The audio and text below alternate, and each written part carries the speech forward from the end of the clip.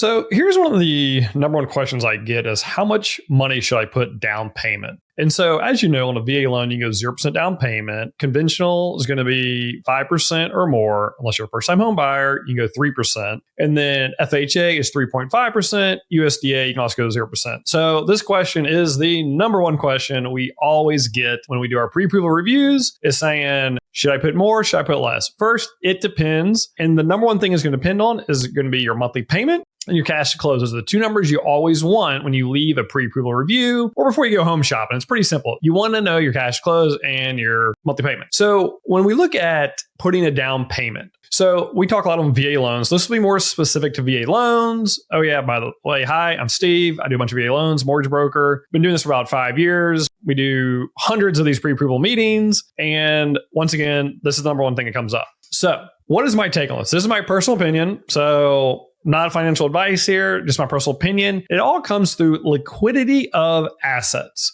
And what does liquidity mean? So let's look at the definitions of liquidity. So if a asset is liquid, that's a cash, something in a savings account. You can access it really quick. Semi-liquid might be something you have to transact, maybe a mutual fund, something that takes a day or two to get. Illiquid is something that there's either a fee, a penalty, a process to get the money out. The equity in your home could be considered illiquid asset, right? You have $500,000 on your home is worth, $1 million. There's 500 grand of illiquid funds in that or assets. So this is what I want to look through in the lens of, when I answer this question, we go over the definitions, liquid, semi-liquid, illiquid. I have an awesome wealth snapshot that I actually use with clients on this of making sure that we have enough liquidity in our savings accounts as a rainy day fund. Often, as Dave Ramsey might say, your rainy day fund, 3 to 6 months. Kind of depending on your personal situation, it might be different. But those are always going to be in what they call a liquid account, something you can access immediately. A credit card balance is not liquidity, by the way. So don't think I have a big credit limit on a credit card. I can consider that as liquidity, but you got to pay it back. It's more like a loan. Okay, so whenever we're going through this question, we just had a client last week ask about this. He's selling a house and he's going to get 400 grand out of this house and he's buying another house. And he goes, should I roll all 400 over? So I just simply asked him, I said, what's your goal in this house? And you always want to look at the goal and then you build backwards. So I said, the individual was about 35 years old. I go, well, first, do you have a wealth manager? Do you have a financial advisor? These are great questions for them. Why? They see the big picture. We do a lot of holistic advice for people, but normally it's going to be very specific to the loan and how the loan works. Why? Because I'm not licensed and qualified to talk on those, but we talk in general terms of liquidity. That you can do no problem. So I simply asked him, I said, we looked at all of his accounts we had, and he was very trustworthy enough as wealth manager and all that stuff. I said, perfect, fantastic. And I believe everyone should have a wealth manager, by the way. 69% of all millionaires have wealth managers. So I'll just leave that tip out there to people. Okay. So going back to this client, we looked at, he goes, I don't know if I want to do all that on the down payment. I said, okay, well, let's look at it through the lens of this. If you roll all $400,000 at closing, that now is an illiquid fund. So you go buy a house for $700,000, you apply $300,000 loan, just simple math. So don't kill me for that. Now that other 400, you took a liquid asset and you made it illiquid, meaning now you have to do a home equity line of credit to get it out. You have to sell the house. There's things you have. And oh, by the way, you have to qualify normally to use illiquid funds or you pay penalties and so forth. I.e., if I want to get the equity out of my house, you're going to have to get, a home equity line of credit. You're going to loan. They can be cheap. I'm just saying it normally takes 30 days. Anyhow, so we talked about, do we have our 3 to 6 month savings? Okay. Yes. What are our financial goals? Do we want to put more money into the markets? Do we have a 2 to 5 year plan we're working on? What's the 10-year plus plan? And honestly, this is when I really start bringing in wealth managers, financial advisors, and we all try to start to talk together about this stuff. But for him, I said, how about this? How about it was, VA loans, so you can go 0% down. I go, if you're comfortable with your payment, we can go 0% down. You don't have to make this decision now. Now, there's 2 things I want to really talk about here, and these are super important. First is on a VA loan, if you do a principal reduction, you just do like, hey, I'm 5 months in the loan. I'm going to take that 400 and apply it to the loan at once.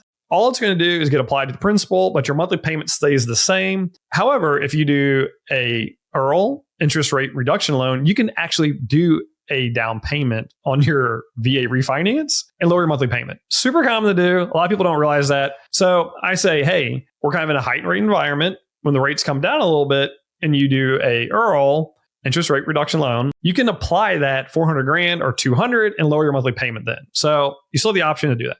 Second thing, if this is a conventional loan, there's a thing called a recast. It has to be conventional, cannot be jumbo. Recast, recast. It's called recasting a loan. And that is when, same scenario, you take the $400,000 post-closing, normally 3 months after you close, each lender will have a rule, costs a couple $100. You apply all that down payment, and now you recast and it will re-amortize your monthly payment on the new balance, principal and interest. So you can still apply this stuff. And so that was the conversation we had with this client. I said, well, if you don't know what you want to do, what I don't want to see you do is you jam all this down payment and now it's illiquid. And then you call me later and say, hey, I actually want cash out of my house. We see this quite a bit. Hey, I got a big transaction coming up, or I want to buy a second home, or I want to buy a car. And I'm like, well, this makes no sense. So you put all this money down on your house, and now you in turn need the money out, and there's going to be a cost to do it, which is a illiquid fund. So when we look at liquidity, it is liquid, semi-liquid, illiquid. So when you're looking at your down payment, that is what you need to be thinking of. Am I taking a liquid fund or an asset and making it illiquid, meaning you can't get it very quick?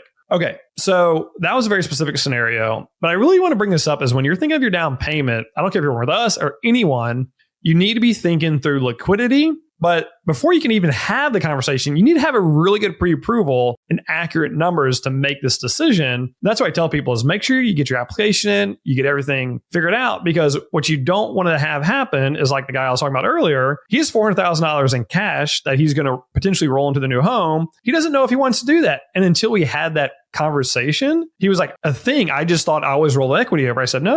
Let's take some of the appreciation you got in the market and let's figure out what you want to do with it. Okay, so that kind of leads me to another point, and this one is really important to understand, is I'm bringing all these points up. I firmly believe, personal opinion, is at the time of retirement is when you really want to focus on having a house paid off. Now, there's a lot of people sitting on 2% interest rates or 2.5. My parents have a 2% or 2.5, 15-year. I don't recommend taking money out of the market to pay that off. Well, not a wealth manager, not a financial advisor here, just throwing that out there. And so whenever you're looking at building wealth and accumulating things, I always, like I said, look at the lens of, is it liquid, semi-liquid, illiquid? Why is that really important? For instance, if you wanted to not put the money as down payment, you could get a non-retirement asset account. You can actually take loans against non-retirement asset accounts that are really easy to get. There's different things you can do with your money. And I always think financial flexibility is key, especially in this current market we're in. If you have kids, if you have liabilities, if you are uncertain about jobs, this is the number one thing you want is financial flexibility. And that's why I look at everything through the lens of the three things. When they say, how much money should I put down payment? I go, let's look at liquidity. Are we liquid, semi-liquid, and are we illiquid? Now, like I said, I use, quote, a wealth snapshot. It's just the terms I use to define this for customers. But anyhow, hope you guys found this enjoyable. Hit the like, subscribe. This is a little different than a lot of the VA stuff, but I really want to get this out there to people that you want financial flexibility when you have equities and you're thinking about putting a down payment on a house.